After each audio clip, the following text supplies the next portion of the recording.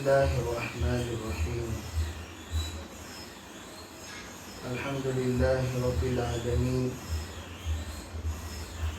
والصلاة والسلام على سيد الأنبياء والمرسلين محمد وآله وأصحابه أجمعين.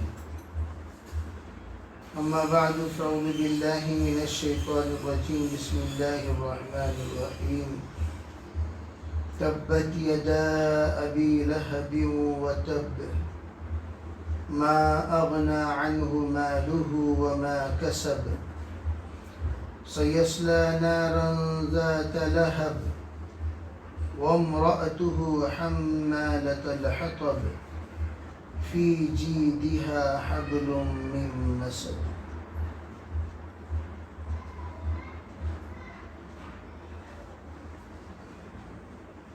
سورہ تبت یدا یہ تمام سورتوں میں سب سے چھوٹی سی سورت ہے. جس سورت کے سلسلے میں یہ بات معروف ہے، مشہور ہے کہ اللہ جل جلالہ امن والہ نے جب اللہ کے رسول صلی اللہ علیہ وسلم کو دعوت کا حکم دیا تو جناب رسول اللہ صلی اللہ علیہ وسلم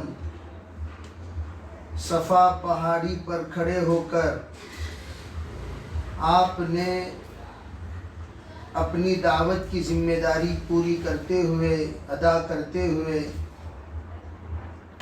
سب لوگوں کو جمع کیا. وا صباحا وا صباحا، آپ نے وا صباح کہا. وا صباح یہ اس وقت یہ جملہ ادا کیا جاتا تھا جب کوئی صبح سویرے مصیبت کسی پر آتی تھی،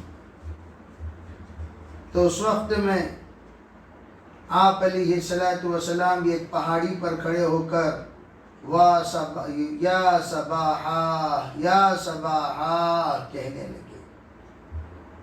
یہ بطحا کی ایک پہاڑی پر چڑھ کر آپ نے یہ اونچی آواز لگائی تھی. بخاری شریف میں یہ روایت موجود ہے. آپ علیہ السلام نے جو آواز لگائی، یہ اصل میں تمام لوگ جب بھی کوئی اہم خبر دینی ہوتی تو اس پہاڑی پر چڑھ کر سب لوگ آواز لگاتے تھے. کسی کی موت کی خبر، کسی کی آمد کی خبر، کوئی آفت کی خبر، کوئی مصیبت کی خبر، کوئی پریشانی کی خبر، کوئی حملے کی خبر کہ کوئی آپ پر حملہ کرنے والا ہے، تو اس پر کھڑے ہو کر آپ آواز لگاتے تھے، وا صباحا کہتے تھے. تو آپ نے کہا یا صباحا، تو سب لوگ قریش سب کے سب جمع ہو گئے، اور وہ ہستی کھڑے ہو کر کہہ رہی ہے جس کو لوگ صادق الامین کہتے ہوئے آ رہے ہیں، اور وہ ہستی کہہ رہی ہے جو اب تک کبھی کھڑے ہو کر اس طرح کی آواز نہیں لگائی، اور وہ ہستی کہہ رہی ہے جس کی عظمت وقار لوگوں کی دلوں میں موجود ہے، اور وہ شخصیت کھڑے ہو کر کہہ رہی ہے جس کو لوگ فیصل بناتے تھے، جن کے پاس لا کر لوگ امانت جمع کرتے تھے. جب آپ نے یہ آواز لگائی تو آپ علیہ السلام کے ارد گرد ایک بڑا مجمع جمع ہو گیا. شرفاء بھی جمع ہو گئے، عوام بھی جمع ہو گئے. تو آپ نے ایک بات کہی کہ میں اگر یوں کہوں آپ لوگوں کے سامنے کہ صبح یا شام دشمن تم پر چھاپا مارنے والے ہیں، حملہ کرنے والے ہیں، صبح یا شام کبھی بھی دشمن آپ پر حملہ کرنے والے ہیں، کیا تم لوگ اس کو تسلیم کرو گے یا نہیں؟ سچ سمجھو گے یا نہیں؟ اپنے آپ کو بچاؤ گے یا نہیں؟ احتیاط کی پہلو اختیار کرو گے یا نہیں؟ میں جو خبر دے رہا ہوں اسے تسلیم کرو گے یا نہیں؟ تو سب لوگوں نے جواب دیا جی ہاں کیوں نہیں، ہم ضرور تسلیم کریں گے، ضرور مانیں گے۔ آپ کہیں اور ہم نہ مانیں، ایسا کبھی ہوا ہے؟ آپ جو بھی کہتے ہیں ہم ضرور مانتے ہیں۔ آپ کبھی زندگی میں نعوذ باللہ جھوٹ جب بولے ہی نہیں تو ہم آپ کی باتوں کو جھٹلائیں گے کیوں؟ ضرور مانیں گے۔ تو آپ نے فرمایا ٹھیک ہے بھائی سنو، تمہیں اللہ کے طرف سے سخت عذابوں کی خبر دیتا ہوں۔ جو کچھ اس وقت ہماری زندگی میں شرک اور اللہ کے ساتھ کسی اور کو ساجا مان کر جو پرستش کر رہے ہو، اللہ کے ساتھ فلاں کو شریک کر لیا، فلاں کو شریک کر لیا، بتوں کو شریک کر لیا، تم جس کی پرستش کر رہے ہو، یہ پرستش کا نتیجہ کیا ہوگا؟ آپ نے فرمایا کہ اس کا نتیجہ سخت عذاب آنے کی میں خبر دے رہا ہوں۔ یہ آپ نے فرمایا۔ آپ کا اشارہ کس بات کا تھا؟ کہ تم لوگ اللہ کو ناراض کر رہے ہو۔ جب ناراض کرو گے تو اللہ رب العزت تم پر بہت بڑے حالات لائے گا، اور وہ حالات دنیا میں بھی ناقابل برداشت ہوں گے اور آخرت میں بھی۔ بے حد ہوتی ہے نافرمانی کی، تم تو حد سے پار کر چکے ہو، اور یہ جو تم نے حد سے پار ہونے کا عمل کیا ہے اور یہ ناقابل برداشت ہے، اس لیے آپ نے اس بات کی اطلاع دی کہ وہ آنے سے پہلے سنبھل جاؤ، یعنی گویا شرک چھوڑو، ادھر ادھر کی پوجا کرنا چھوڑو، ادھر ادھر کے لوگوں کے سامنے جھکنا چھوڑو، صرف اللہ وحدہ لا شریک لہ کے سامنے جھکو۔ آپ کا کہنے کا منشا یہ تھا، لیکن ہوا کیا؟ آپ نے جب یہ بات کہی تو وہاں سے لوگوں نے چرچا پرچا کرنا شروع کر دیا، ارے ایسا ہو رہا ہے، ایسا ہو رہا ہے، ہم کسی اور کام کے لیے جمع ہوئے، یہ کوئی اور بات کہہ رہے ہیں۔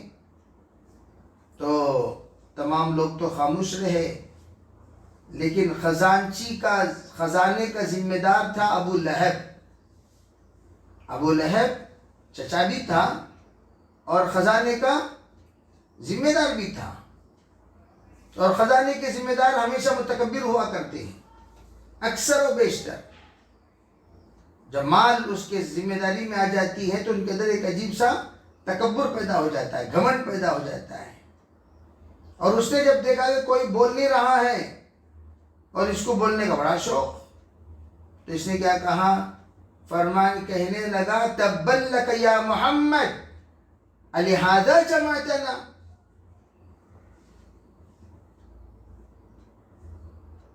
یوں کہنے لگا ابو لہب کہ ارے تم کیا بات کر رہے ہو؟ تمہارے دونوں ہاتھ تباہ ہو جائیں،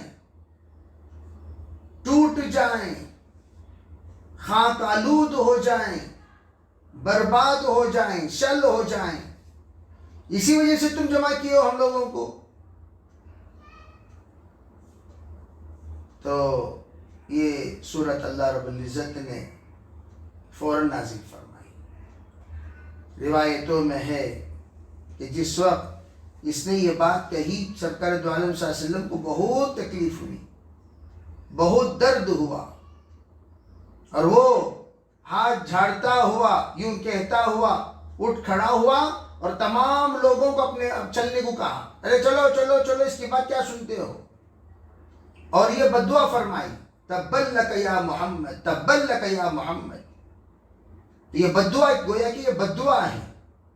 تو اللہ رب العزت نے فوراً یہ آیت نازل فرمائی، تبت یدا ابی لہب وتب ما اغنى عنه ماله وما كسب سيصلى نارا ذات لهب وامرأته حمالة الحطب في جيدها حبل من مسد۔ اب یہ سورۃ تبت یدا، میں ہمیشہ یہ کہا کرتا ہوں، پہلے ہم لوگوں کو تفسیر کے سلسلے میں ایک دوسری صورت کے ساتھ کنیکشن معلوم ہونا چاہیے، کیا تعلق ہے۔ دیکھو ہمیشہ دو ترتیب ہے، ایک ہے ترتیب نزول، ایک ہے ترتیب وقوع۔ نازل ہونے کے اعتبار سے ترتیب الگ ہوتی ہے، اور ترتیب جو لوح محفوظ میں ہے، اللہ کے رسول علیہ السلام نے جیسی جیسی آیتیں نازل ہوتی تھیں، آپ علیہ السلام نے کہا کہ یہ آیت کو فلاں سے پہلے رکھو، یہ آیت کو فلاں کے بعد میں رکھو، یہ سورت کو فلاں سے پہلے رکھو، یہ سورت کو فلاں کے بعد میں رکھو۔ یہ ترتیب وقوع جو لوح محفوظ میں موجود ہے۔ اب ہم لوگوں کو دیکھنا یہ ہے کہ ترتیب وقوع میں اللہ نے قرآن پاک کی جو ترتیب دی ہے، وہ ترتیب میں یہ ایک دوسرے کے درمیان کنیکشن کیا ہے، ربط کیا ہے، جوڑ کیا ہے، رشتہ کیا ہے۔ سورہ فلق اور سورہ ناس کے سلسلے میں تو آپ کو بتایا گیا، اس کو تو توامین کہتے ہیں، جڑوی صورتیں ہیں، جیسے جڑوے بچے ہوتے ہیں ویسے جڑوی صورتیں، جیسے قمرین کہا جاتا ہے، چاند اور سورج کو دو چاند کہہ دیا جاتا ہے، چاند اور سورج کو شمسین کہہ دیا، یعنی دو سورج کہہ دیا جاتا ہے۔ کیوں؟ دونوں ایک دوسرے سے نور لیتے ہیں، نورہ مستفاض من نورہ، چاند کا نور، چاند کی روشنی سورج کی روشنی سے لی ہوئی ہے، گویا یہ دونوں ایک ہی اینگل میں یوں گھومتے رہتے ہیں، جیسے گھومتے ہیں، جہاں سورج وہاں دن، جہاں چاند وہاں رات۔ تو آپ دیکھیں گے کہ آج دن ہے تو کسی اور جگہ رات ہے، وہاں رات ہے تو کسی اور جگہ دن ہے، جہاں جہاں چاند جاتا ہے وہاں وہاں رات آتی ہے، جہاں جہاں سورج نکلتا ہے وہاں وہاں دن نکلتا ہے۔ تو کائنات اسی کو گول کہا گیا، اس لیے کہ چاند اور سورج یہ دونوں کے دونوں ارد گرد گھومتے رہتے ہیں۔ الغرض یہ جو اللہ کا نظام ہے، وہ نظام کو بتانے کے لیے اللہ نے ربط بٹھایا۔ سب سے پہلی بات، سورہ بقرہ اور سورہ ناس میں کیا تعلق؟ سورہ ناس ختم ہوتے ہی ہم لوگ کوئی سورہ شروع کرتے ہیں، سورہ بقرہ۔ سورہ فاتحہ تو بہرحال ہر سورت کے ساتھ جڑی ہوئی ہے، تو لوگ کہتے ہیں سورہ بقرہ، بقرہ کے معنی گائے، جانور۔ جانور جیسے لوگ جس وقت قرآن پاک نازل ہوا، اس وقت تو ایسے لوگ تھے جن لوگوں پر لوگ